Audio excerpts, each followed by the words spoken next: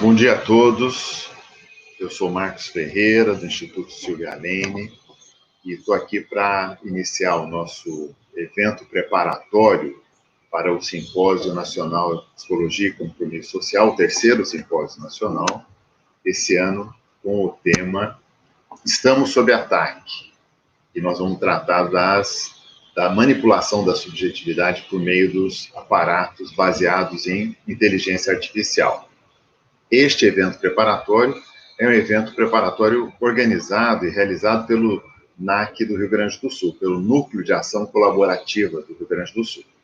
Então, eu vou dar as boas-vindas a todos, em nome não só do Instituto, mas do conjunto das entidades que hoje assumem a construção do simpósio e da rede de núcleos de ação colaborativa. Eu já vou explicar isso mais adequadamente, mas só apontar as entidades. A ULAPSE, a União Latino-Americana, que é a entidade de psicologia, a FENAPSE, que é a reunião dos sindicatos, a FENAPSE, a Federação dos Sindicatos de Psicologia do Brasil, a ABRAP, da psicoterapia, a ABRAPE, da escolar e educacional, a FLAAB, da bioenergética, a BEP, do ensino da psicologia, a AMPSINEP, dos psicólogos e psicólogas e pesquisadores negros, a Abrapso de Minas Gerais, a setorial de Minas da Abrapso está conosco, e vários CRPs, o CRP do Pernambuco, da Bahia, de Minas Gerais, do Rio de Janeiro, de São Paulo, do Rio Grande do Sul, do Paraná,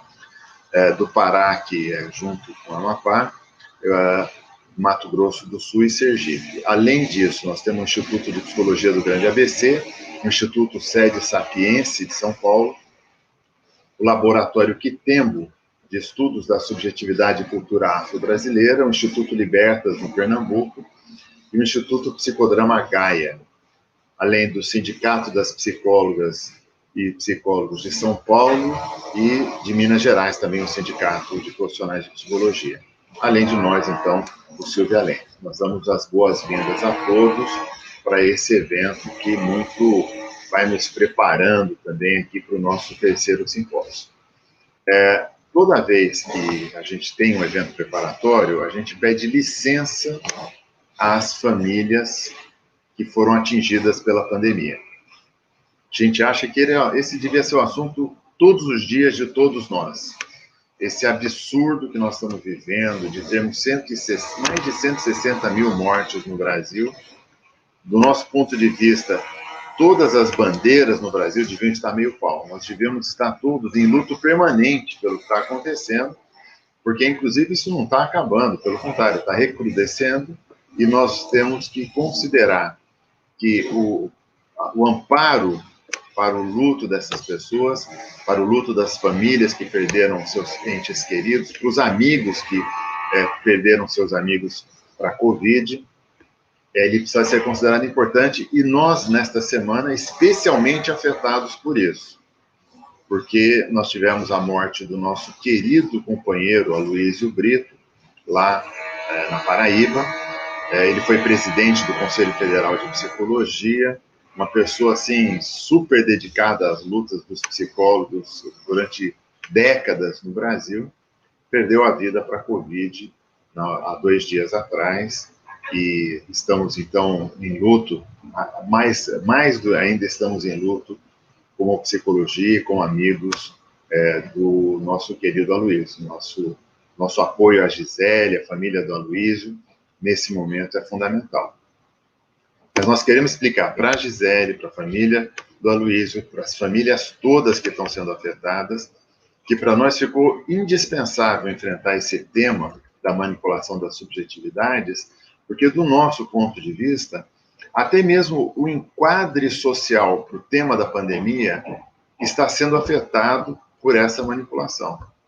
Esse processo de naturalização que nós estamos vivendo, como se fosse uma coisa corriqueira ter uma pandemia acontecendo e pessoas sendo incentivadas a não se cuidarem, e esse tratamento, assim, o descaso com uma coisa tão grave, é inaceitável para nós, e nós só podemos entender que seja mais uma etapa de um processo de manipulação de subjetividades que esteja atingindo, assim como é um processo que a gente entende que tem aí uma inaceitável manipulação a aceitação que nós temos vivido do número de mortes que a gente tem de jovens negros. Né? A cada 23 minutos, um jovem negro é morto no Brasil. É morto, assassinado no Brasil. E essas situações, elas deviam disputar a nossa atenção. E seguramente nós damos atenção a ela e queremos dizer que estamos atentos a isso. Mas precisamos pedir licença e tratar desse tema que é urgente, da manipulação das subjetividades, para que a gente possa contribuir para que não só no próximo momento, mas no futuro, isso possa ser tratado de forma adequada. Esses desastres que nós vivemos no Brasil, da pandemia, da mortandade de jovens negros, essas coisas possam ter o tratamento que merecem ter. Então, só vou explicar que nós, do Instituto Silvia Lene, temos uma racionalidade estratégica voltada para o tema da desigualdade social. E também esse tema não fica tão explícito, nós vamos tentar mostrar no decorrer desse processo, como ele tem uma profunda relação, o tema da manipulação com o tema da desigualdade, mas também essa acomodação diante da injustiça, da desigualdade, ela também parece ter aí uma interferência, não atualmente, das tecnologias baseadas em inteligência artificial e anteriormente em outras formas de manipulação, que a manipulação não foi inventada agora, a gente viveu 50 anos com a Rede Globo no Brasil, quer dizer, para nós, a ideia da manipulação não é uma novidade. A capacidade de ser efetiva e a capacidade de ser dirigida às singularidades é que se transformou nesse caso. E nós, do Instituto, nós não somos especialistas nesse tema, como são esses três queridos convidados pelo NAC do Rio Grande do Sul que vão falar hoje.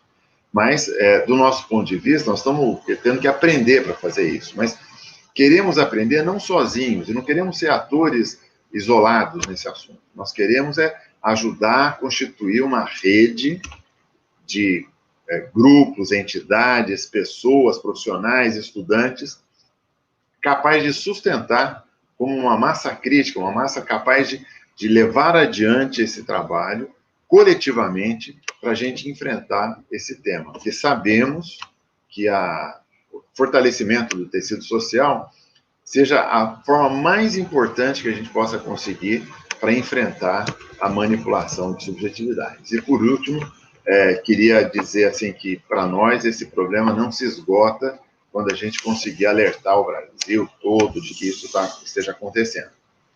Nosso horizonte tem que ser planetário. Nós, da psicologia, devemos procurar as entidades de outros países e devemos promover esse debate com colegas de toda a parte, já que estamos vivendo uma situação que atinge a muitos países. A realidade que nós estamos vivendo hoje, de recolonização do planeta por meio das plataformas digitais, ela precisa ser enfrentada por nós também de forma planetária. Nós não podemos achar que resolvendo um problema aqui, outro ali, a gente vai conseguir enfrentar esse assunto. Os poderes reunidos, financeiros e políticos, que sustentam essas plataformas, precisam ser enfrentados de outra forma, que não seja só no nosso recanto, no nosso rincão, né? Então, queria dizer para vocês, sejam todos bem-vindos a esse evento. Ele faz parte da construção do simpósio, mas principalmente ele faz parte da construção de uma rede. Então, todos estão convidados a participar da nossa rede, é uma rede que está baseada na plataforma construída no Rio Grande do Sul, que é o Interligue-se, né? Que é a entidade que nos hospeda na sua plataforma, hospeda o nosso projeto, hospeda a nossa rede, e só com o fortalecimento da nossa rede nós vamos poder pensar que, primeiramente, a psicologia possa ouvir o recado, estamos sob ataque, e depois, juntos, a psicologia reunida possa dizer para a sociedade brasileira, estamos sob ataque, esperando que a gente possa agregar o máximo de esforços para enfrentar essa crise. Obrigado, André. Vou passar a palavra para o André, então, que é o nosso coordenador do Núcleo de Ação Colaborativa do Rio Grande do Sul, para que ele dê continuidade a esse evento. Obrigado, Marcos, pelo teu tempo, por ter vindo participar da abertura desse nosso segundo encontro nesses eventos preparatórios para o simpósio que vai acontecer em dezembro. A gente fica muito contente por ter reservado esse tempo para a gente, para poder situar todos que estão nos assistindo, todos e todas que estão nos assistindo, para compreender, de fato, a importância dessa proposta capitaneada pelo Instituto Silvia Lane e quanto é interessante essa organização, essa participação de um modo ativo. Né? Ninguém está aqui só para assistir esse conteúdo, mas o Instituto Silvia Lane está convidando todo mundo que está participando disso a se tornar protagonista também desse processo, constituir as suas redes, fazer parte das redes. Na descrição desse vídeo, a gente tem o canal, os canais, as redes do Instituto Silvia Lane. Para quem for do Rio Grande do Sul, a gente também tem um link de acesso à rede do Rio Grande do Sul, quem quiser participar também da construção dessa rede. Hoje, especialmente, com bastante alegria, está sendo transmitido ao mesmo tempo para o Pense TV, que é o canal aqui do Rio Grande do Sul, que a gente está transmitindo, mas também está sendo transmitido para as redes do Instituto Silvia Lane. Então, vocês, quem estiver assistindo agora, vai contribuir muito com a nossa discussão, se quiser deixar os seus comentários. Se os comentários forem feitos nas redes da Silvia Lane, a gente não vai conseguir receber aqui em tempo real, mas se a Márcia ou alguém do Instituto quiser repassar essas perguntas que forem surgindo nas redes para o nosso canal, para que a gente possa abordar essas questões ao vivo, a gente vai ficar extremamente contente. Então, Marcos... No YouTube André, no YouTube eu estou acompanhando e posso repassar, tá bem? Perfeito, a gente vai ser muito legal a gente poder fazer essa interação ao vivo, então a gente fica aqui aguardando. E, Marcos, mais uma vez, muito obrigado pelo teu tempo e vamos conversar mais. Na próxima semana a gente tem ainda mais um evento, né? Essa é a segunda live que a gente está fazendo, de autodefesa midiática em tempos de dominação digital. A gente fez um primeiro encontro em que a gente abordou de uma forma bastante geral a problemática que a gente está enfrentando. No dia de hoje, o Pedrinho vai explicar um pouco melhor, mas a gente vai abordar dessa problemática geral alguns pontos centrais, algumas questões essenciais dessa questão, para, enfim, no nosso último encontro, a gente trazer algumas proposições, algumas reflexões de como enfrentar essa situação que a gente está vivendo e que, de fato, para enfrentar isso é através da autodefesa. Tá? Não é só um processo teórico, mas ele é especificamente também um processo prático. Marcos, tem mais alguma contribuição que tu queira fazer? Só queria contar para todo mundo que o Pedrinho está na nossa programação do simpósio no primeiro dia, no dia 2 de manhã, ele vai estar conosco, exatamente no tema da manipulação de subjetividades. Então, todo o pessoal que gosta de acompanhar o Pedrinho, por favor, inscreva-se no nosso simpósio. A inscrição é gratuita. A inscrição só é necessária porque haverá grupos de debate.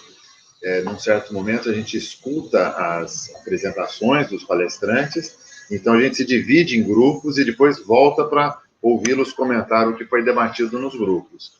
Então, para isso, precisa se inscrever, mas é uma alegria, Pedrinho, poder contar com você no nosso simpósio.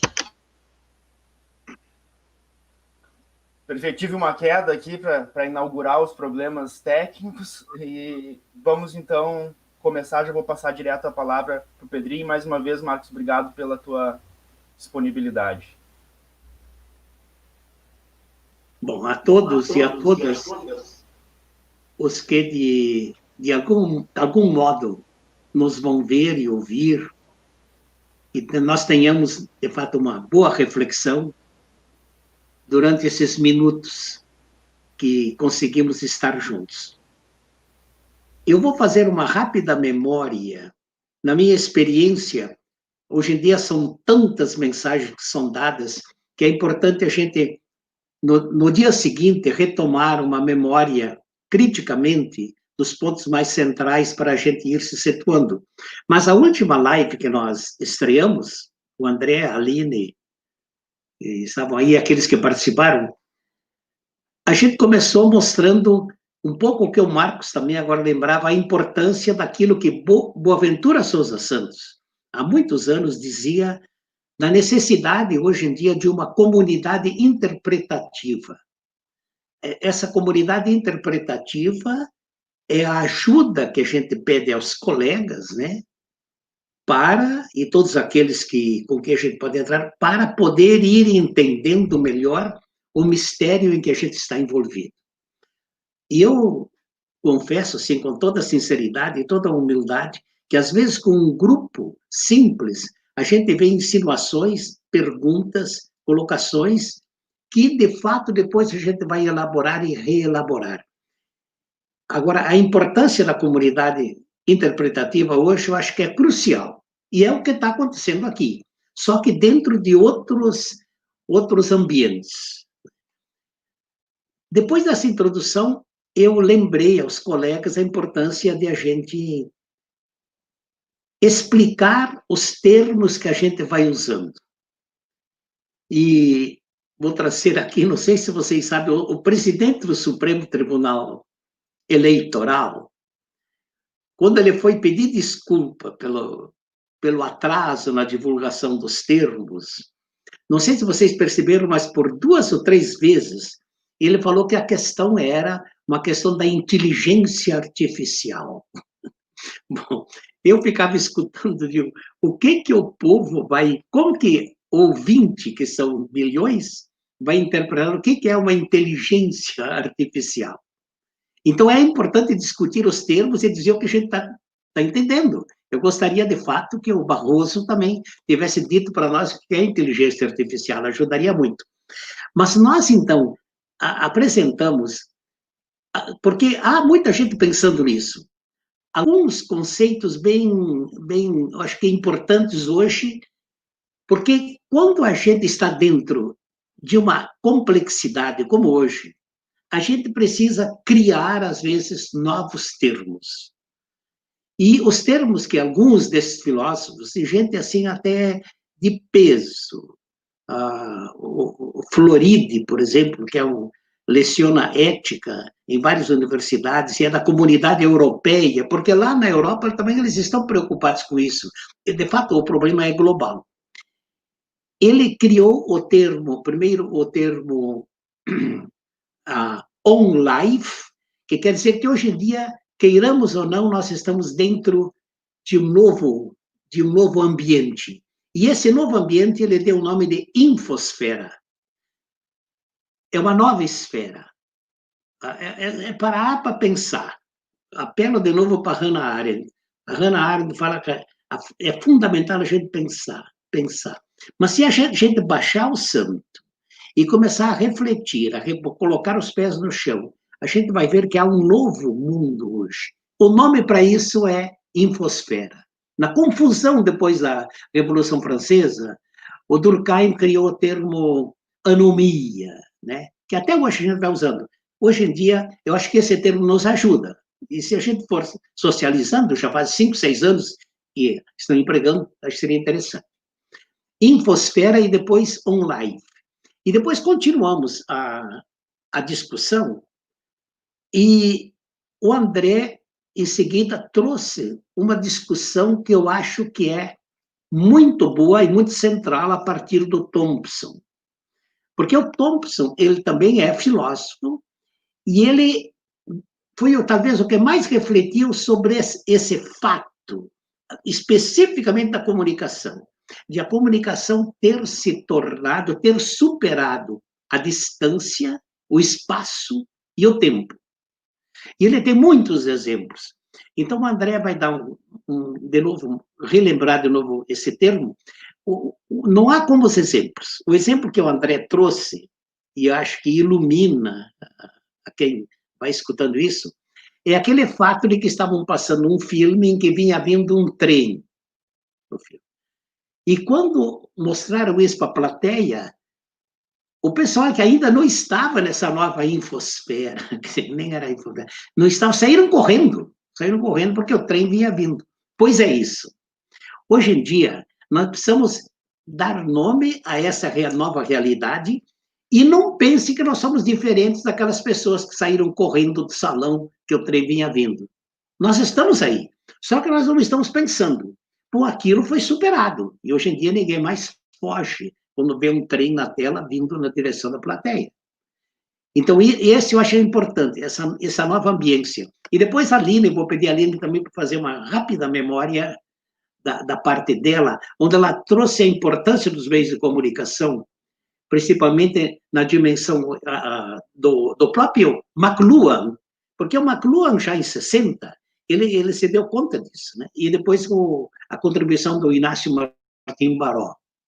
Não sei, André, quer dizer uma palavrinha como memória?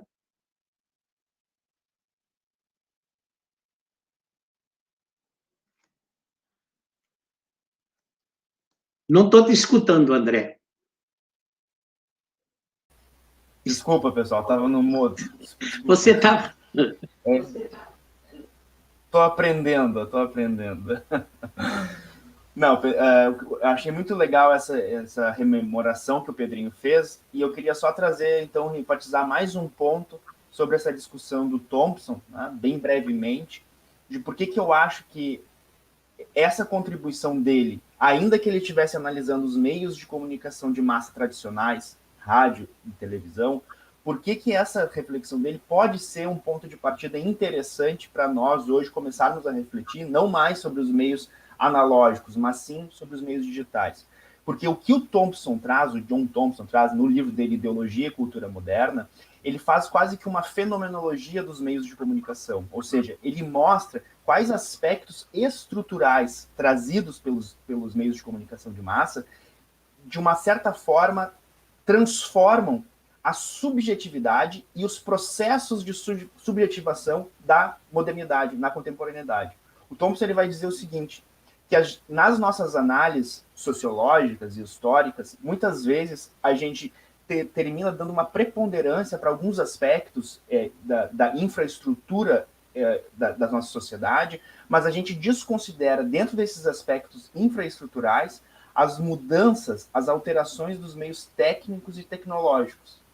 E como que essas mudanças dos meios técnicos e tecnológicos acabam repercutindo não só do ponto de vista objetivo na sociedade, mas, e aqui que é o nosso ponto interessante, como que essas transformações, elas repercutem sobre o ponto de vista subjetivo, ou seja, como que uma alteração material da produção, reprodução e circulação dos bens simbólicos através dos meios de comunicação, como que isso produz uma transformação subjetiva, como que isso cria novos sujeitos, novas subjetividades. E isso vai ser central para nós, hoje, na contemporaneidade digital, porque nós somos, atualmente, sujeitos digitais, uma subjetividade digital, ou seja, nós somos assujeitados digitalmente.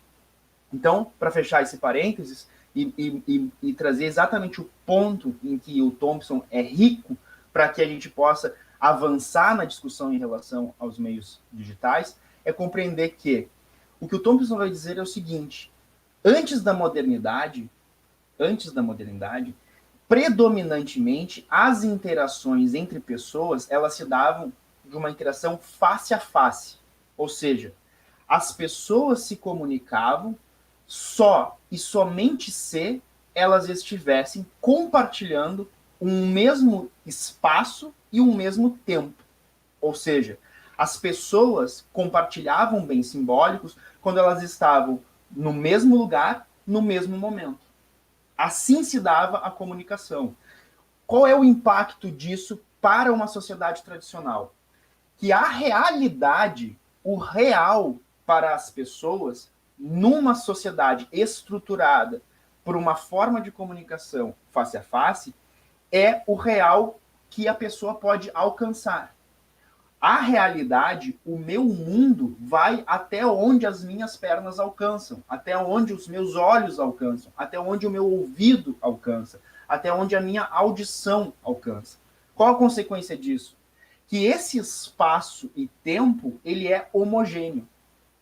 As pessoas tendem a concordar com determinados fatos e fenômenos, porque todas elas presenciam e vivenciam esses fenômenos do mesmo modo. Então, as pessoas tendem ao consenso, à homogeneidade. O que os meios de comunicação paulatinamente vão produzindo? desde os meios de comunicação mais ancestrais, como, por exemplo, as mensagens, as cartas, até chegar aos meios de comunicação de massa. Eles vão rompendo essa relação necessária espaço-tempo. Ou seja, eu posso tomar conhecimento e me envolver com eventos e com fatos com os quais eu não necessariamente me envolvi corporeamente, factualmente. Ou seja, eu posso fazer que a minha realidade e que o meu mundo transcenda as fronteiras do meu mundo objetivo e concreto. Qual é a consequência disso? A consequência disso é que o senso comum que organiza, que modela essas relações, ele vai se tornando transfronteiriço. Ou seja, pessoas, paulatinamente, ainda que desfrutem e vivenciem do mesmo espaço e tempo, objetivamente, não necessariamente vivenciam o mesmo mundo simbólico. E à medida que os meios de comunicação vão se aperfeiçoando, passando da carta, das mensagens, e vai chegando, por exemplo, no rádio e na televisão, essa situação ela vai se tornando radical, porque o que acontece? A carta, ela é um meio de interação mediado, segundo Thompson, e não face a face, ou seja, ele rompe com a relação espaço-temporal. Mas os meios de comunicação de massa, como o rádio e a televisão, por exemplo, eles produzem um tipo de relação inexistente antes da modernidade. Qual é essa relação? É o que o Thompson vai chamar dos meios de quase interação mediada. Ou seja, quando eu assisto uma televisão, eu não estou face a face com aqueles fenômenos que chegam até mim. Por exemplo, quando eu estou diante de uma tela, eu não estou face a face naqueles fenômenos. Eu estou mediado, assim como a carta era uma forma de mediação. Mas essa mediação desses meios de comunicação tecnológicos, ele é diferente qualitativamente da carta por uma única razão. Eu não vivencio aquela interação como sendo mediada em absoluto, como é a carta. Não. Eu vivencio aquilo como sendo quase que imediatamente relacional, tal qual a face. Por exemplo, no WhatsApp. No WhatsApp, eu não estou conversando com a pessoa diretamente, face a face, mas eu mando a mensagem para ela, imediatamente eu verifico que ela recebeu essa mensagem e ela me responde assim como ela faria numa interação face a face. Ou seja, é um tipo de presença e de presentificação que ele é qualitativamente distinta, tanto da interação face a face, quanto da interação por um meio mediado como a carta. Só que o que isso vai acontecendo? Com o exemplo que o Pedrinho trouxe do trem, tá? Vai se perdendo a compreensão de que aquela mediação ela não é simplesmente ingênua, neutra, absolutamente inócua. Não, porque como aquilo não é produzido no mesmo espaço e no mesmo tempo, para mim, aquela mensagem pode chegar simplesmente como uma mensagem. Mas a produção dessa mensagem pode ter sido oriunda de toda uma conexão de aparatos, de interesses, de valores que se cruzaram e se entrecruzaram e se prepararam para chegar até mim. E é justamente o que a gente vai chegar com os processos de manipulação, de dominação. Ou seja, aquela mensagem não está chegando em mim por acaso, ela está chegando em mim com um interesse, ela está chegando em mim direcionado, mas eu não tenho acesso a esse pano de fundo que traz essas mensagens. Então eu acho que essa é a grande contribuição que o Thompson nos traz para que a gente possa começar a, compreendendo a estruturação dos meios de comunicação em geral, a gente começar a avançar para as especificidades dos meios de comunicação digitais. E aí agora, então, eu passo já a palavra para a Aline fazer algumas colocações disso que a gente foi acumulando nesse primeiro encontro e hoje. Bom, então eu acho que o trem vai servir como a nossa metáfora aqui analítica né? Acho que é uma imagem interessante e eu vou voltar um pouquinho a ela, né? Então, na semana passada, o André dizia assim, né, que as pessoas estavam diante da tela do cinema e quando viram o trem vindo em sua direção, elas se assustaram e saíam correndo, né? E a gente levantou a hipótese do porquê, né, que essas pessoas se assustaram. E, bom, elas podem ter... Uma das hipóteses que a gente levantou é que elas não se comunicaram, não pensaram suficientemente de que aquilo era só uma imagem, né? E eu quero levantar, então, uma outra hipótese, né? De que elas realmente se assustaram porque o que elas viam não era simplesmente uma imagem, era o trem, né? É o que a gente chama de realidade virtual. O virtual constitui uma realidade, né? E o trem tinha ali, apesar de uma realidade imagética, ele tinha um plano tridimensional, ele tinha uma forma, ele tinha o som de um trem, a ponto de produzir um efeito de medo, né? O que eu quero dizer com isso é que o meio consegue, né, produzir realidade, que o simbólico é psíquico, né? Que o meio, que a gente tem que voltar, talvez, né? A minha provocação na semana anterior era essa, a tese do McLuhan, que a gente deu como ultrapassada, em certo sentido, no âmbito da comunicação, né? Mas que talvez a gente tenha que voltar a ela com mais atenção, de que o meio é a mensagem. E a gente tem visto isso nessas plataformas, nesses dispositivos, nessas diferentes redes e ferramentas digitais e virtuais, né?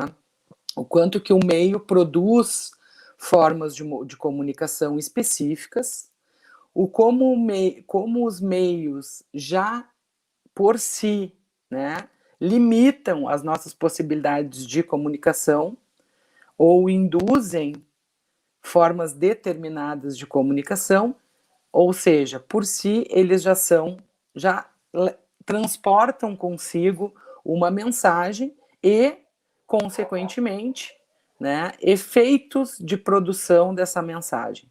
Vou dar um exemplo, né, que é o fenômeno que nós vivemos de como o Bolsonaro, né, desenvolve a sua campanha, né, a sua campanha eleitoral, né? O Bolsonaro não participa de nenhum debate público eleitoral, né, durante o pleito, com nenhum dos seus oponentes, né, com nenhum dos outros candidatos, e opta por fazer algo muito à la Trump, né? E, inclusive, a gente não pode esquecer que o Bannon foi assessor de campanha do Trump e também do Bolsonaro, e ele opta em fazer uma campanha toda pelas redes, usando muito, né, o Facebook, usando muito o WhatsApp, né? O que acontece com essa produção de mensagens? É que eu nem vou entrar num debate que nós poderíamos, né, que é o debate específico da manipulação, porque foi um candidato que trabalhou muito, né, com a formulação de mentiras, né, que é o que a gente, né, conceitua como um contexto de pós-verdade, né, essa produção de notícias falsas que rapidamente são veiculadas, né? Mas o Bolsonaro usou muito, né, esses meios para fazer a sua campanha, para disseminar as mensagens, sabendo que ali ele atingia públicos bem específicos, né? Então, o que eu quero dizer com isso é que essa realidade virtual, ela materializa, né, isso que o André nos dizia, dessa ruptura espaço-tempo. Por quê? Né? Porque, para que eu tenha uma capacidade crítica de compreensão da realidade, né, isso é uma tese que já foi muito bem colocada pelo Bourdieu, né, para que eu tenha uma dimensão de crítica, de dialogicidade, eu tenho que me relacionar com os artefatos culturais, de uma forma ampla. E o que a gente vê nessas redes são grupos específicos de pessoas que se relacionam. né? Então, aonde a compreensão é limitada, aonde a notícia chega fragmentada, rapidamente ela é veiculada, e é como o André diz, né?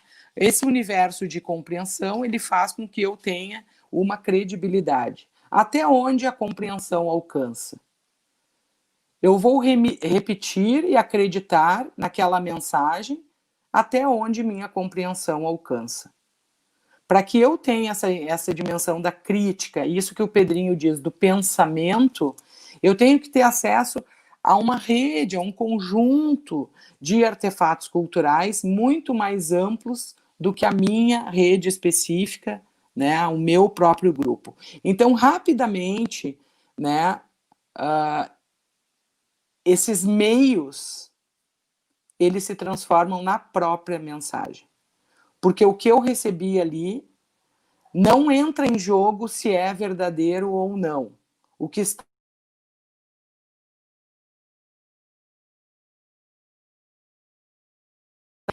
E o que eu consegui compreender, apesar de ser uma compreensão limitada, né, o que eu consegui compreender é o que eu vou conseguir repassar.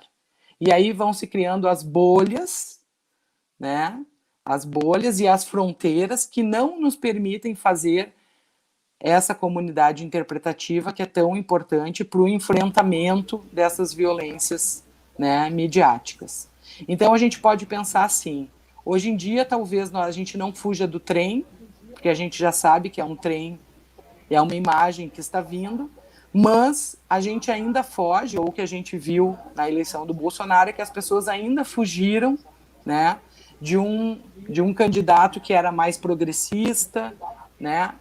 Então, esses efeitos dos meios, eles ainda produzem medo, ainda produzem extremismos e ainda produzem fugas.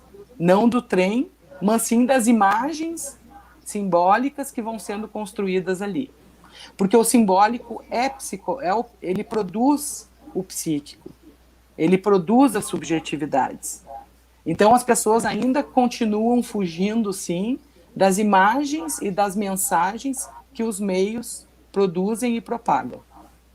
Muito bom, Aline. Eu vou já passar para o Pedrinho. Acho que, de fato, essa tua analogia do trem e da fuga nas eleições, eu acho que é bem interessante, né? Porque quem produziu o filme do trem sabia que aquilo era um trem, mas para quem estava sendo produzido não sabia que aquilo era o trem. Então, todos os adjetivos colocados sobre comunismo e todos esses penduricalhos assustam as pessoas justamente porque elas não têm essa familiaridade com o funcionamento dos novos meios.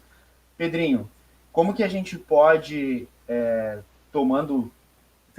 fazendo um fecho disso, como que a gente pode tomar alguns pontos centrais da discussão que a gente fez até aqui para que a gente possa avançar? O que tu considera que é o ponto essencial dessa discussão e para onde que a gente tem que avançar?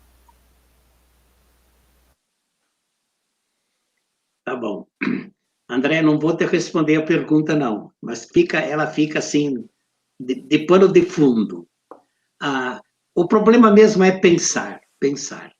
Se a gente faz um levantamento de tudo que se fala hoje em dia, de todos o debate, etc., inclusive do Instituto Silvia Lane, que está começando a discutir a questão da subjetividade, a gente vê que esse termo, subjetividade, é um dos termos que mais correm por aí. Só que, agora que vem, se você for analisar, cada um entende algo um pouco diferente do que é a subjetividade. Eu acho que essa questão agora de a gente se fixar e dizer o que está entendendo, e na prática, a partir daí, então, trabalhar, tanto na questão da discussão crítica, como nas elaborações, acho que é fundamental. Causou muito sucesso, há muitos anos atrás, um livro do Fernando Gonçalves Rey, que não está mais conosco, mas um grande pensador, filósofo também, que foi subjetividade digital, a subjetividade social. Naquele tempo ele ainda ficou na subjetividade social. E aquilo foi uma correria. Mas o que o Fernando estava fazendo? Ele estava começando a refletir sobre a importância de a gente dizer o que se entende por subjetividade. Então, se vocês não levarem a mal, aqui que está a questão. Cada um tem de fazer uma opção pedagógica. Não dá, a gente não pode se colocar como dono de determinados conceitos. Mas é importante fazer com que as pessoas pensem o que estão falando com aquela palavra. Isso é uma questão de honestidade. Porque se eu não digo que estou entendendo isso por essa palavra ou isso, eu estou, a certo ponto, estabelecendo um diálogo de surdos, porque um fala uma coisa e outro fala outra. Isso me preocupou nos 50 ou mais anos que a gente vem discutindo essa relação, e principalmente a questão da mídia. Isso me preocupou, e eu vou tentar colocar agora, vou ver se eu vou ser breve, porque depois nós vamos conversar mais sobre isso. Vocês sabem, não precisa nem...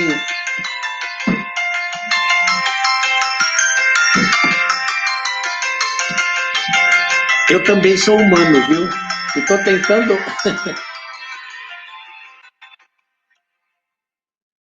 Também sou humano. Eu deixei aí por qualquer evento. Olhem, primeiro, vocês podem ver, tem subjetividade, tem individualidade, tem singularidade, tem personalidade, tem uma porção de nomes. Esse AD, na gramática, quando ele termina em AD, é sinal que é algo abstrato que vai juntando determinadas coisas. E assim também, se a gente for perguntar por subjetividade, individualidade, uma palavra que já rodou por aí, personalidade, singularidade, etc., vão ver que a gente parece algo meio confuso.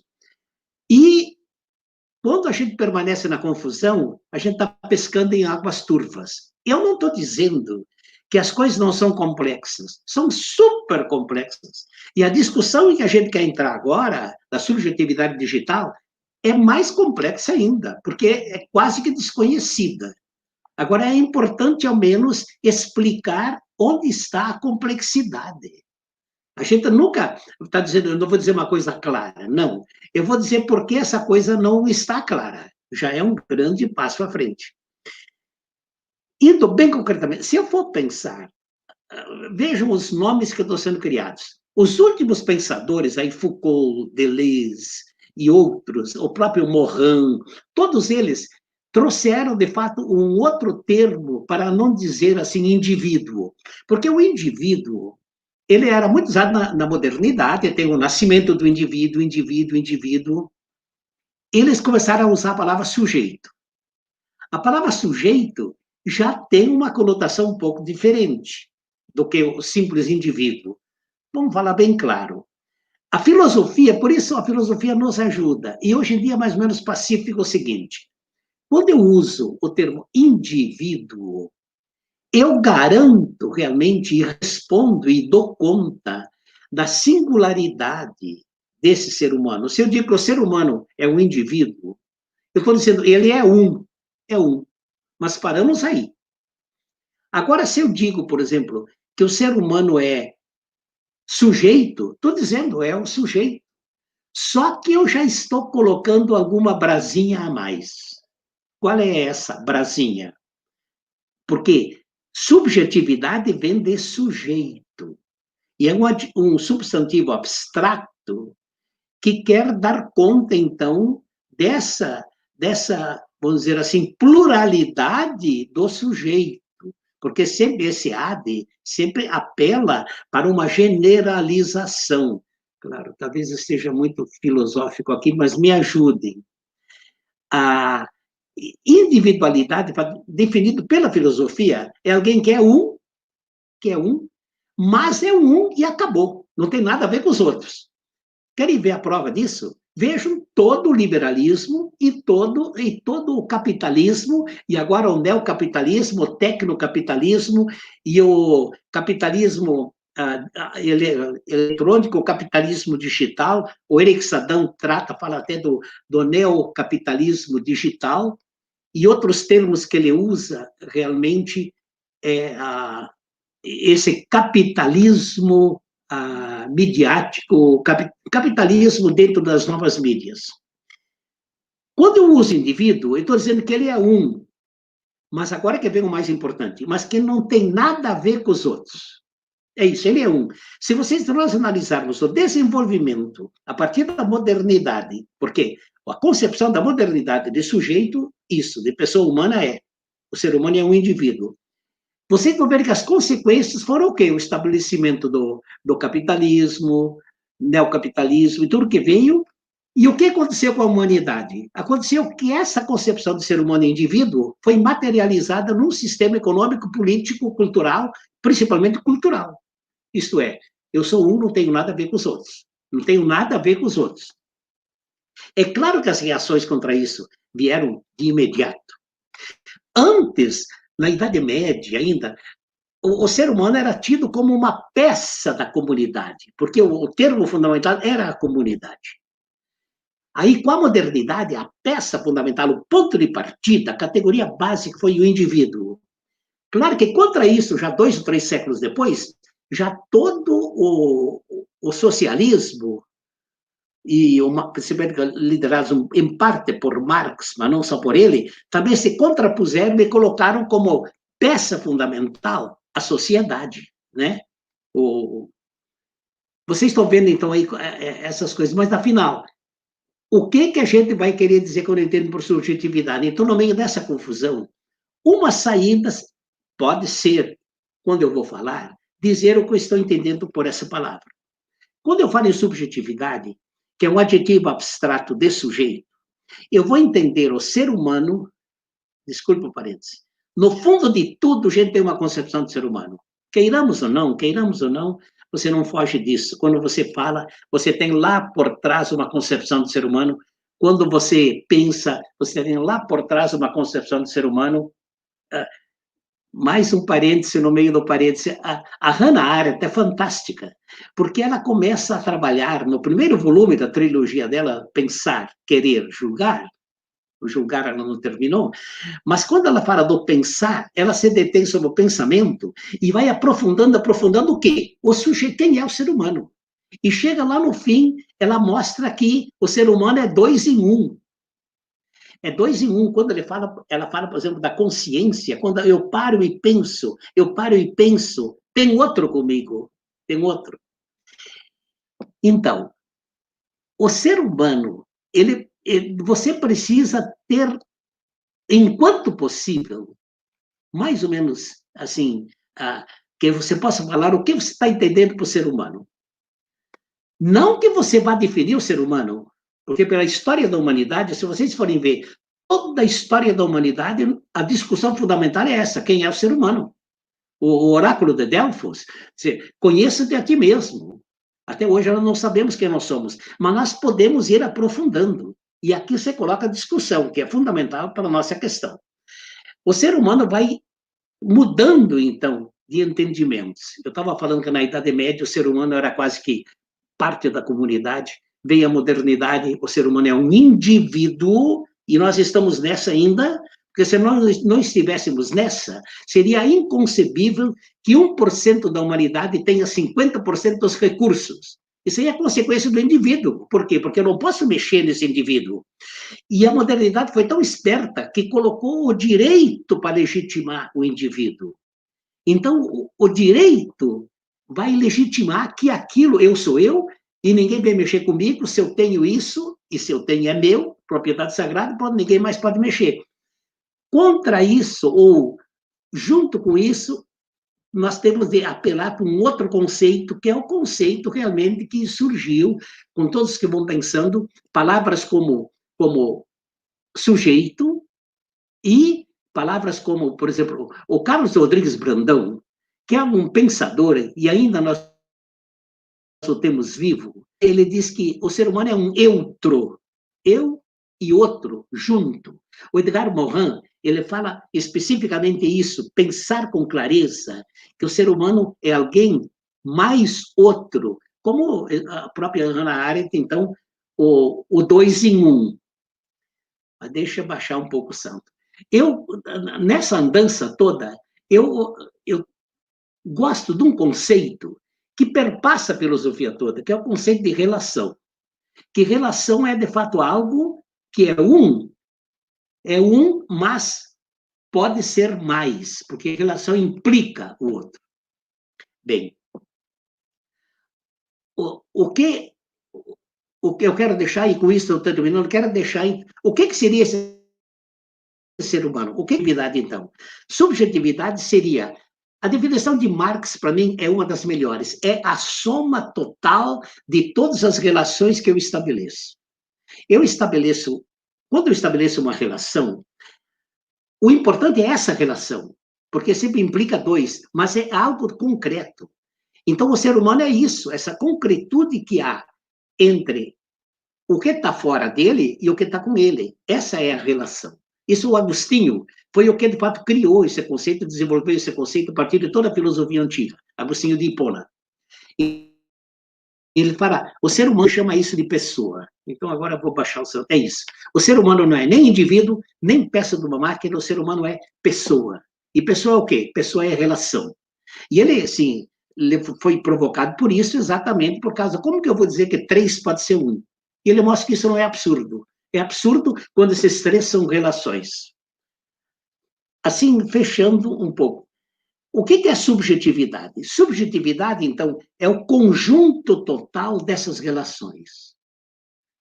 Então, o ser humano é um sujeito, mas é um sujeito que, feito, construído por milhões e milhares e bilhões de relações. De cada relação, mas ele permanece singular, por quê? Porque o ser humano é capaz de retirar de cada relação algo específico, algo diferente do que o André, ou a Aline, ou senão o Marcos vai retirar. Ele vai, na sua relação, ele retira um pedacinho. Com isso, ele vai construindo a sua subjetividade. Então, a subjetividade é a soma total das relações que eu estabeleço. O que acontece hoje em dia é que há outro personagem dentro de casa. Esse é um termo bom também que a gente discutia quando estava lá em Cambridge com Thompson, né? Há um outro personagem dentro de casa. Esse personagem nos assambarca. Agora que vem toda a discussão, acho que daqui para frente, da subjetividade digital. É isso que o Eric Saddam e outros filósofos chamam subjetividade digital. Há um outro personagem dentro de casa que fala conosco 24 horas por dia, de 1000 maneiras diferentes, em espaços diferentes, com tecnologias diferentes, tudo. Isso vai repercutir em mim. E o pavor, o assombro disso, realmente, é que, de repente, o outro fique falando o tempo todo sobre mim. É isso, acho que em parte fala, por isso, então, defesa, o título, né, do que deram a isso, né, autodefesa contra, de fato, aquilo que está vindo sobre nós. Se nós não estivermos, então, se nós não pensarmos, não nos questionarmos, nós vamos ser tomados, assambarcados, diluídos dentro disso tudo. Isso seria, então, o conceito, dizer o que você vai entender quando entende por subjetividade e subjetividade digital. Eu sei que estou extrapolando o meu tempo aqui. Em todo caso, eu quis partir bem lá do começo, da importância de saber que quem é o ser humano, sem isso não se vai para frente, o que é subjetividade. Para todos os efeitos, de fato, o termo que hoje em dia está se consagrando, para quem pensa, desde o próprio Gonçalves Rey, subjetividade social, e outros, é que subjetividade é o conjunto total das relações que eu estabeleço com tudo, e também com o mundo. E é isso um pouco que depois repercute naquilo que a Hannah Arendt dizia, que sou uma consciência. A consciência, que é o fundamental do ser humano, não é... A consciência já tem social no próprio nome, Shire-kun. Shire quer dizer, é com. A consciência é esse conjunto total. Só que essa consciência é abafada, e outros tomam conta da consciência da gente. Então vem essa subordinação, essa dominação das consciências. E quando a pessoa para de fazer a pergunta, eu acho que aqui Paulo Freire tem um insight fantástico, que o que nos liberta disso tudo é quando você para diante de tudo isso e faz a pergunta. Você faz a pergunta, você destrói tudo isso que vem, porque obriga o outro a se revelar. Porque enquanto não se faz a pergunta, o outro não se revela. E a mídia hoje, a grande capacidade dela é que ela não quer conversar, não quer diálogo, não quer revelação. Por isso que há segredos. O segredo sobre a inteligência artificial é a grande arma deles. Eles não... Nós somos ignorantes diante daquilo que possivelmente estão tramando. Agora, o ser humano tem consciência, então ele faz a pergunta. Para mim, esse simpósio, esse seminário, essas nossas discussões dessa comunidade interpretativa é isso. A tentativa de fazer a pergunta para dizer quem está ao meu redor. André, foi muito longe?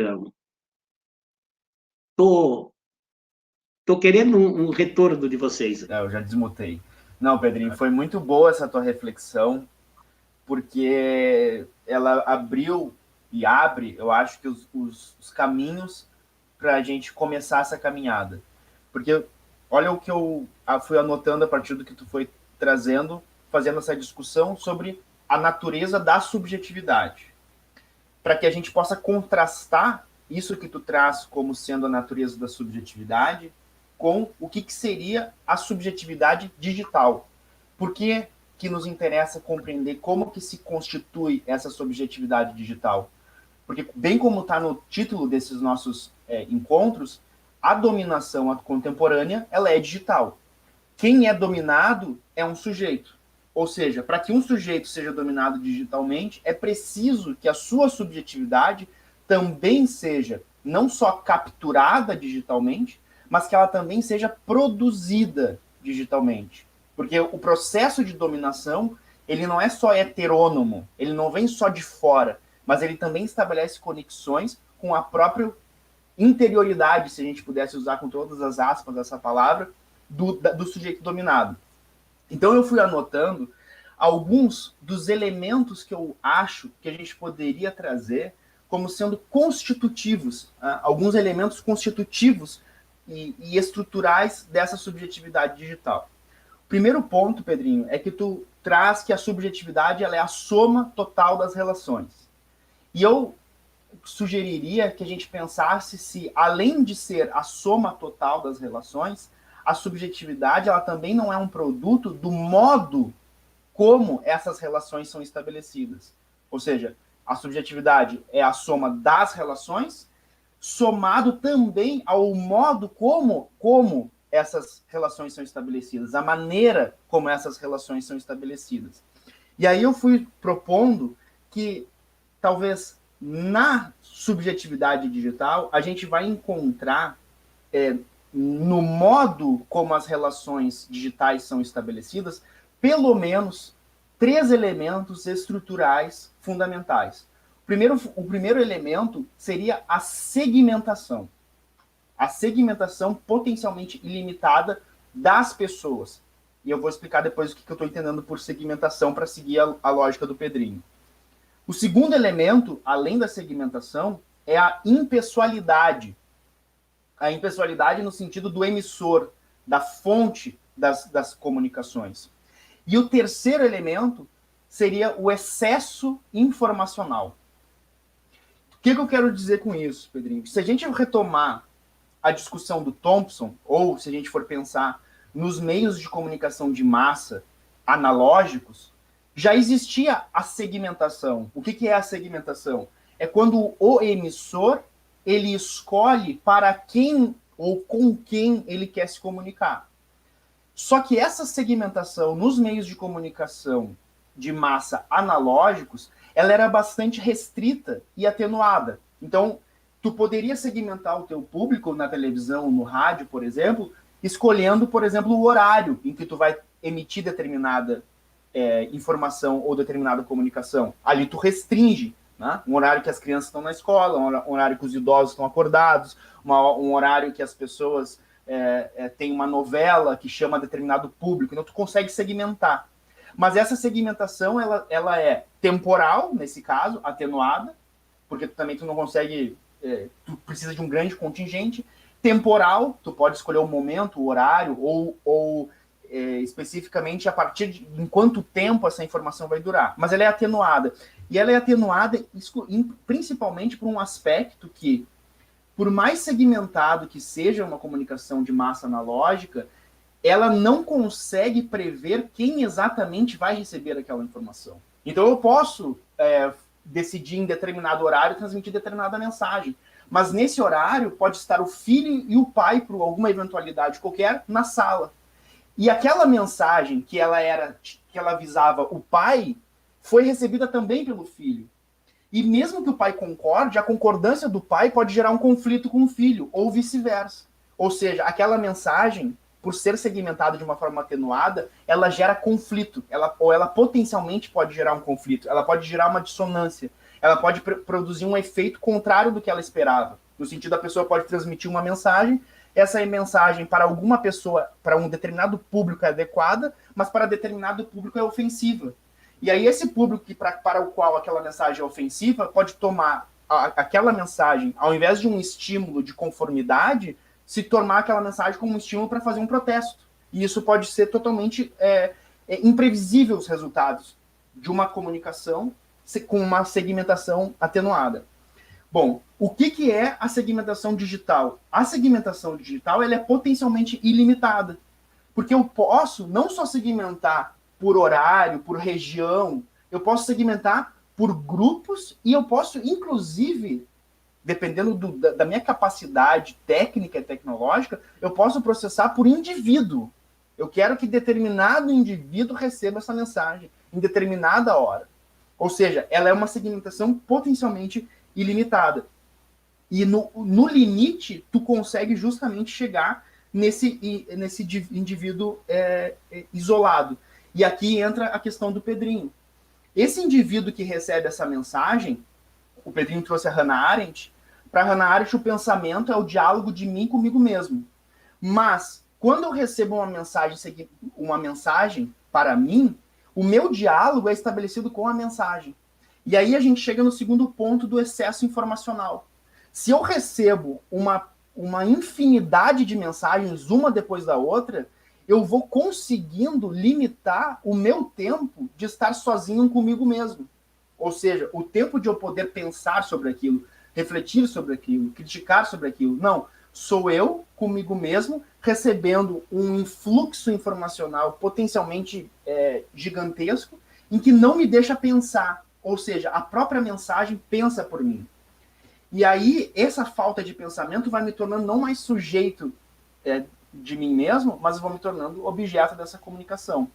E aí, então, esse seria o excesso informacional que contribui para esse isolamento e pela falta de pensamento. Mas aí teria um outro elemento que eu acho genial em relação genial e perverso da circulação informacional digital, que é isso que eu estou chamando de impessoalidade.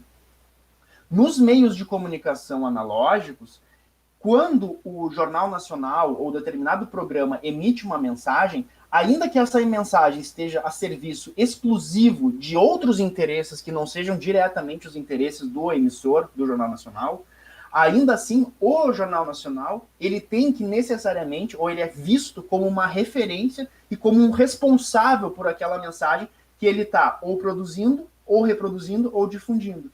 Nesse sentido, se eu recebo a mensagem do Jornal Nacional e aquilo me ofende, essa ofensa não fica restrita à mensagem que eu recebi, mas também ao emissor que me enviou essa mensagem.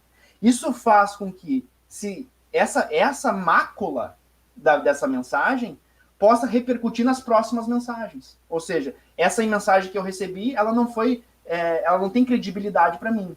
Ou seja, o emissor perdeu a credibilidade. A próxima mensagem que ele enviar, ele vai ter uma credibilidade menor do que ele tinha antes quando ele enviou essa.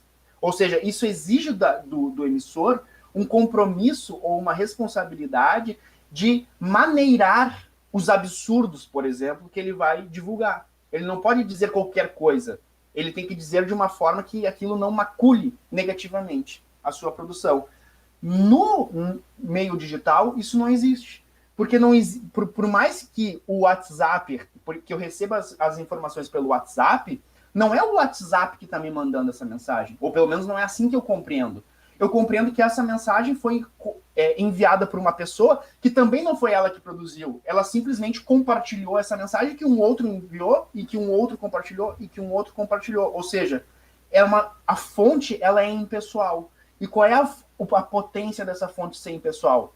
Se eu, segmentadamente, recebo uma mensagem que é direcionada para mim, mas por uma eventualidade qualquer, aquela mensagem eu considero grotesca, inaceitável ou bizarra, isso não quer dizer que a segunda mensagem que eu receba, mesmo que seja da mesma pessoa que me encaminhou essa mensagem que eu detestei, vai perder credibilidade. Porque cada mensagem que eu recebo, nesse excesso informacional, ela tem o mesmo quantum, a mesma quantidade de legitimidade como qualquer outra.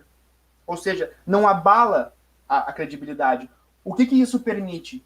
Isso permite que as pessoas que estão elaborando essas mensagens e segmentando tentem, de várias formas, transmitir uma determinada mensagem. Desde uma forma bastante esdrúxula, e ela tenta e vê se funciona. Se não funciona, ela reduz e manda de novo, e manda de novo, e manda de novo, e vai testando a partir da relação do sujeito com essas informações, até que ponto ele admite e até que ponto aquela mensagem ela é adequada para ele.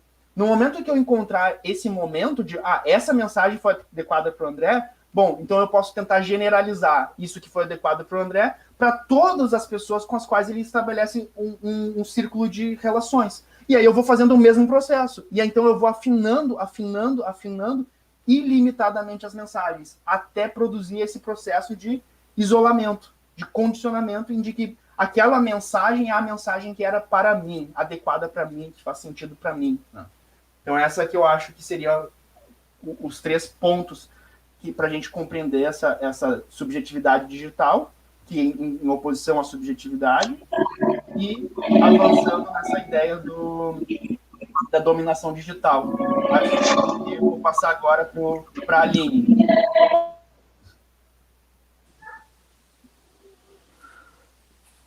Gostei muito, né, André, dessa síntese que você fez, né, a partir da fala do Pedrinho.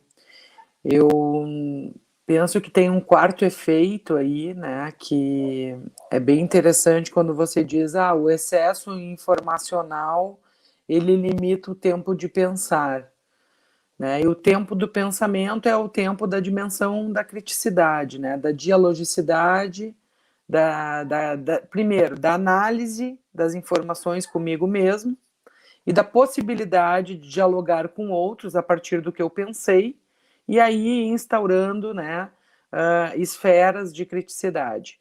Eu acho que tem um quarto efeito, que é não só que o excesso informacional ele limita o nosso tempo de pensar, mas ele determina o que pensar, né? Então, esse efeito de conformação.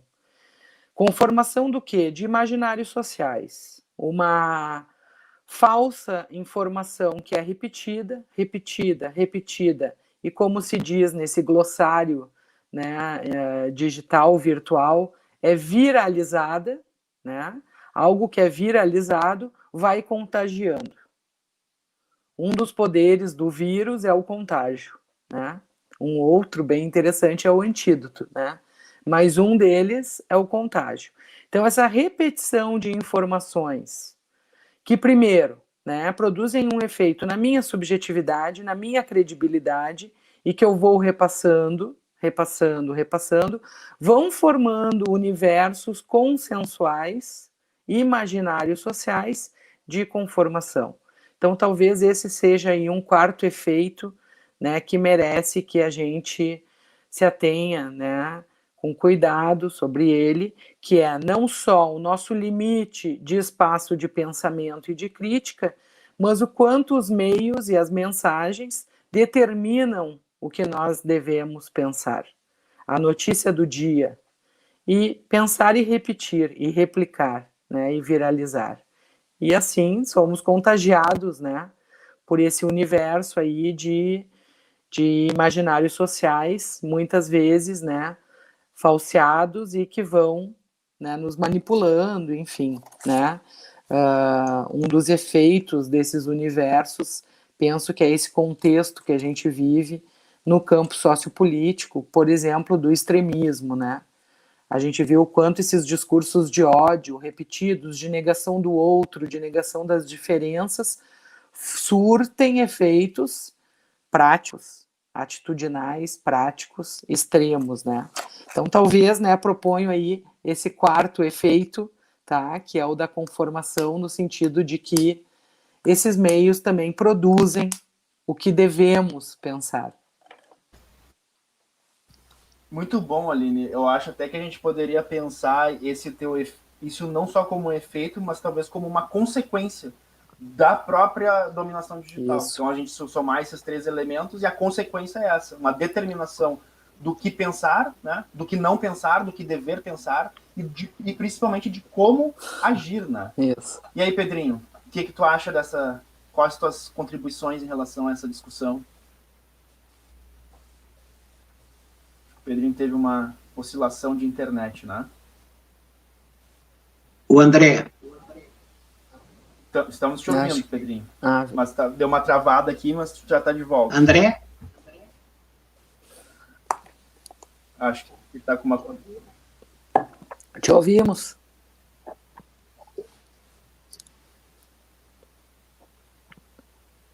Oh, Aline, está me escutando?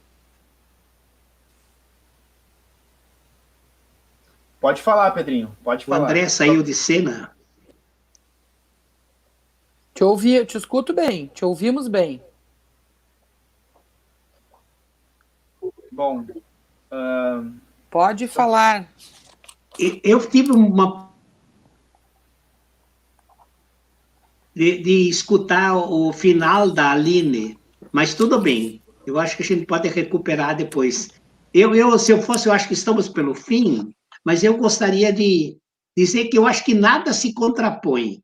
As colocações que o André colocou são ótimas, ótimas. E nós já estamos, de fato, aprofundando o que é a subjetividade agora digital.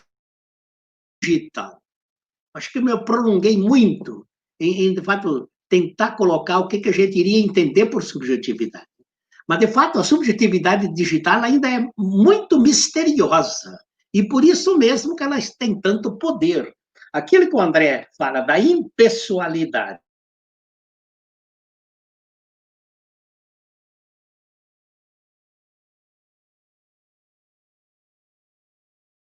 o Pedrinho está com uma conexão bem ruim.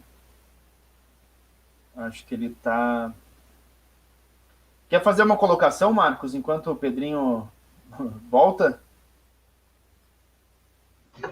Eu quero. Posso ajudar a fazer um tapete, que a gente chama, né? Eu queria dizer para vocês que estou apaixonado aqui por essa transmissão. Estou aprendendo bastante, gostando bastante do que estou ouvindo.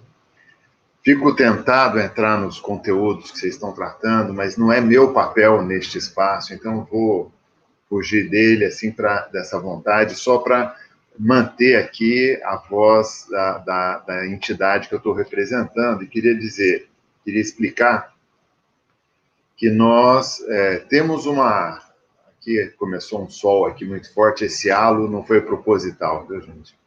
Mas o Instituto Silvia Lane, ele tem feito bastante discussão sobre subjetividade, relação indivíduo-sociedade, como é que ela acontece. Nós temos aí uma construção muito bonita nos simpósios anteriores, mas o que nós estamos nos aproximando agora é desse tema da chamada, se é possível chamar assim, inteligência artificial.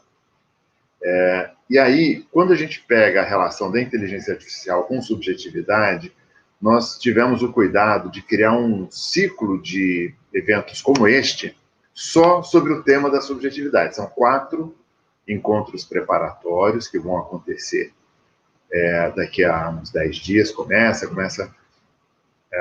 são 4 eventos preparatórios com diferentes visões de subjetividade. Então, nós vamos ter o Douglas, o Goulart, que é um dos diletos discípulos do Fernando Rey, que vai estar com a gente. Vai estar com a gente um pessoal do behaviorismo, vai estar com a gente um pessoal da psicanálise e um pessoal sócio-histórico. Então, nós vamos ter diferentes abordagens aí para discutir um pouquinho o que seja subjetividade. Por que nós fazemos assim? Porque, do nosso ponto de vista, nós precisamos reunir a psicologia para conversar com a sociedade sobre esse assunto. Então, não é um setor da psicologia, é uma visão da psicologia. Nós vamos ter o máximo de esforço colaborativo dos diversos atores da psicologia para a gente poder ter essa força de dizer para a sociedade unitariamente: estamos sob ataque. E é preciso que a gente já vá construindo essa possibilidade de relações internacionais nesse assunto. E cada grupo dentro da psicologia tem as suas relações internacionais. Então, nós estamos sempre trabalhando com a ideia de juntar o máximo de esforços, inclusive na caracterização do que seja a subjetividade e o que possa ser um ataque que estejam sofrendo as subjetividades. E o nosso papel, nós interpretamos neste momento como um papel em que a gente fala menos sobre exatamente o que a gente pensa e mais sobre o que pode reunir. Né? A construção do coletivo nos faz abrir mão, em determinados momentos, de coisas que a gente diria. Só vou terminar isso, aí o Pedrinho conseguiu voltar. Eu só vou propor para vocês 2 questões, quem sabe o Pedrinho topa discuti-las também. A primeira é como que fica o tema da falsificação da construção da subjetividade, da interferência nas subjetividades. Falsificação das informações, da comunicação e da própria consciência, não é? Porque, na verdade, o que aparece muito forte hoje é essa questão da falsificação precisar ser compreendida. E, do nosso ponto de vista, os aparatos baseados na inteligência artificial são fortes ajudadores da falsificação. Até que a gente consiga domesticar a inteligência artificial, se ela pudesse ser chamada assim, até que essa tecnologia possa ser domesticada e aproximar-se de uma humanização, ela é um forte apoio para a falsificação. E o segundo é que tem um elemento que a gente discute pouco na psicologia, que é a própria presença dos aparatos. A gente vai muito no conteúdo dos aparatos, mas hoje eu acho que o André já apontou um pouco isso, e principalmente adorei, Aline, te ouvir referindo McLuhan, que para mim é uma referência indispensável nesse debate, mas ainda pouco utilizada. Mas a presença dos aparatos, quer dizer, a carta, ela já é um aparato que facilita a falsificação, tá certo? Qualquer aparato facilita a falsificação. O telefone, a televisão, o computador, o celular, tudo isso facilita a falsificação. Então, como é que nós nos relacionamos com essa ideia da presença dos aparatos como elementos potencialmente falsificadores? Termino aqui só essa fala, insistindo no convite para a rede, insistindo no convite para os eventos que nós vamos tratar, Pedrinho. Vamos ter 4 eventos para discutir o que é subjetividade em diferentes visões, inclusive a partir da contribuição do Fernando Rey, dentro o que é que a psicologia pensa como que seja a subjetividade, exatamente para que ninguém corra o risco da gente estar falando de coisas que não estejam sendo expressas. Agora, só porque o Pedrinho chegou, eu repito isso, nós achamos que o nosso papel é compreender diferentes visões de subjetividades, porque nós precisamos ter diferentes atores reunidos no alerta à sociedade. E só pegar a última coisa que a primeira que o Pedrinho falou, eu queria dizer, para nós, toda afirmação é uma pergunta. A gente fala como afirmação, porque não dá para ficar só formulando como pergunta, mas toda afirmação é uma pergunta. A gente afirma, estamos sob ataque. Na verdade, nós estamos dizendo, estamos sob ataque? Temos acordo em que estejamos sob ataque? Não é? As pessoas vão concordar conosco de que esteja havendo um ataque às subjetividades e que isso possa ser um prejuízo de larga duração na vida social? Não é? Então, nós estamos sob ataque. Aí, eu leio, por exemplo, a afirmação de hoje, subjetividade digital. Aí, para nós sempre lemos como pergunta, existe uma subjetividade digital? Está correto a gente formular assim? Então, esse é o convite, para que todos os profissionais de psicologia, estudantes, outros profissionais que queiram se agregar, se agreguem nesse alerta, mas sempre sabendo da incerteza básica que está posta, porque esta é a nossa complexidade, como diria o Moran. Esta é a nossa complexidade, é o que nós ainda não conseguimos decifrar. E é nosso papel gastar todo o nosso empenho para fazer isso. E aí é uma felicidade poder contar com um cara como o Pedrinho, que tem uma construção de larga duração no tema da comunicação, fazendo essa contribuição que ele vai fazer também no nosso simpósio no dia 2 de dezembro, no período da manhã. O Pedrinho voltou, se quiser devolver a palavra para ele, vai ser bom. Valeu, Marcos. Muito obrigado pela nova palavra que aprendi, valeu pelo tapete. E agora eu vou passar para o Pedrinho.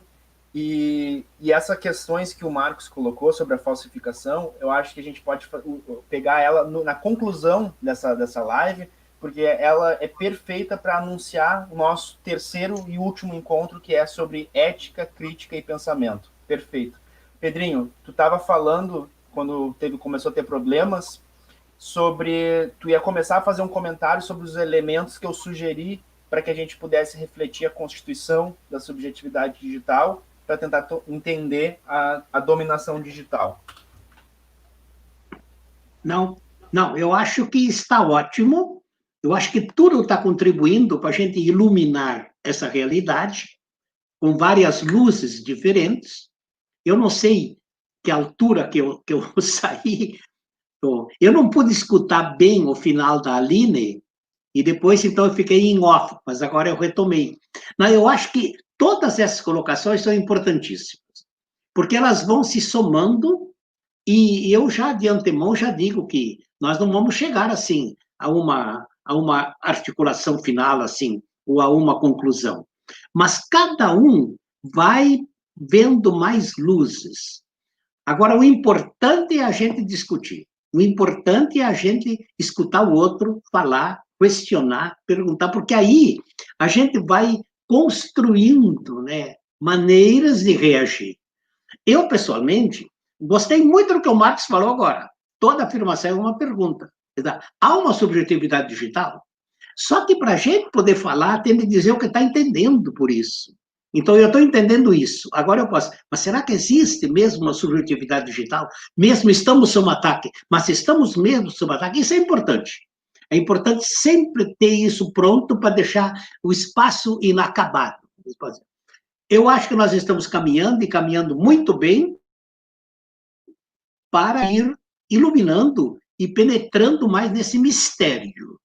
Porque a palavra, para mim, é um conceito que me ajuda muito, é a palavra mistério, que não é uma coisa que a gente não entende, é uma coisa que a gente não entende tudo. Então, aí nós somos desafiados a mergulhar, a mergulhar, a mergulhar cada vez mais. E esse é o sentido da vida humana. Para mim, o sentido da vida humana é a busca.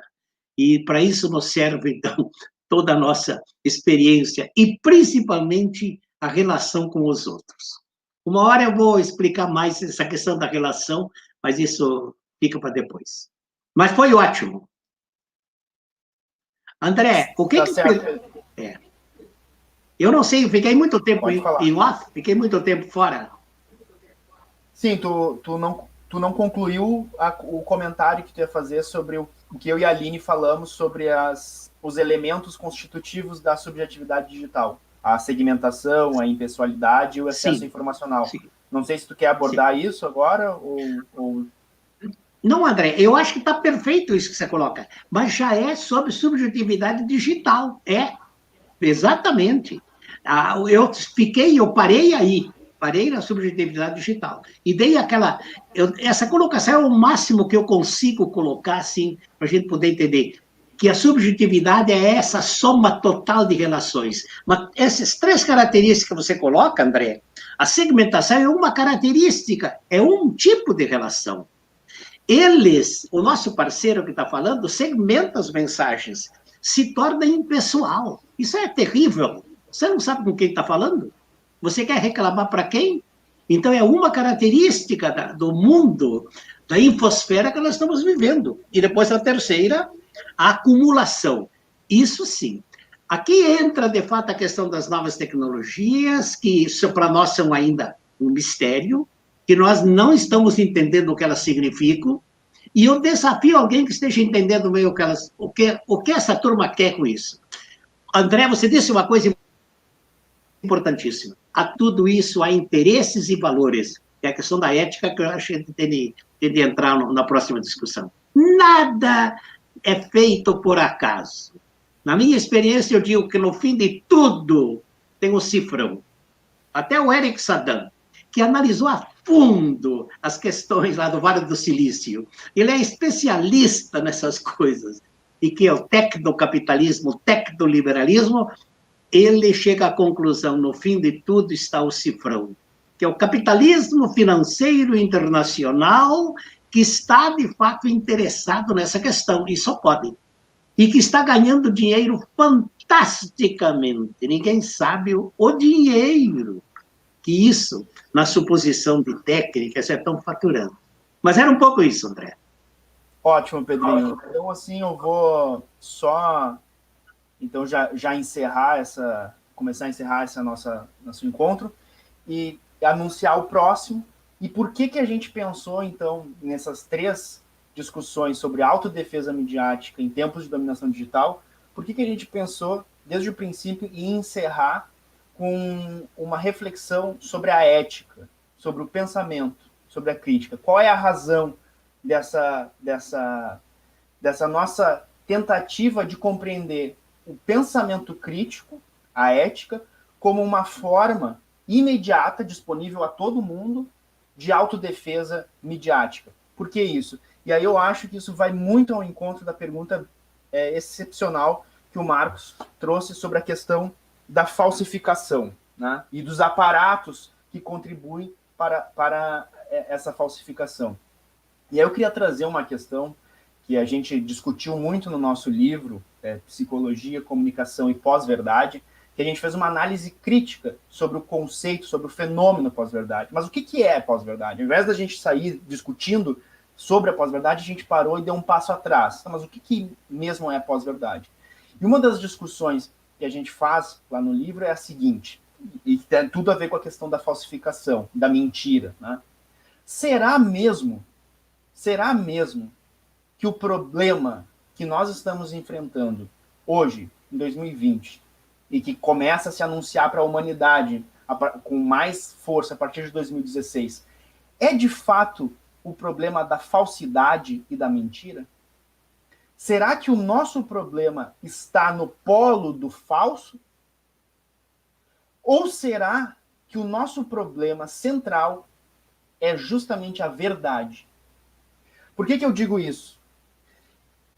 Porque se o nosso problema fosse a falsidade em si, que problema isso teria para nós? Qual seria o problema concreto? Qual é o problema concreto do falso e da mentira? Será que o problema concreto que a mentira e a falsidade nos traz não é a consequência de alguém acreditar no que é falso e no que é verdadeiro? E aí que está o grande problema. Porque se a gente chegar à conclusão de que o problema do falso, da falsificação e da mentira, na verdade, está no fato de alguém acreditar que aquilo que se coloca como verdadeiro, na verdade, é falso, então a gente pode começar a suspeitar que o que está se anunciando como um problema para nós não é a mentira e não é a falsidade, mas é justamente a natureza da relação que nós estabelecemos com o verdadeiro. Por quê? No momento em que as pessoas estabelecem uma relação de algo como verdade, elas fazem qualquer coisa. Ou seja, o poder não está no falso. O poder está no fato do falso conseguir aparecer como verdadeiro. E essa que é a questão. E isso aparece, ou seja, o falso só é falso e só é problema por ser falso porque ele é falso, mas para alguém ele é verdadeiro. E o problema, então, não está no falso, mas o problema está em que alguém estabelece com isso que é falso uma relação de tal forma como se fosse verdadeiro. Toma o falso por verdadeiro. Então, o nosso problema está na verdade.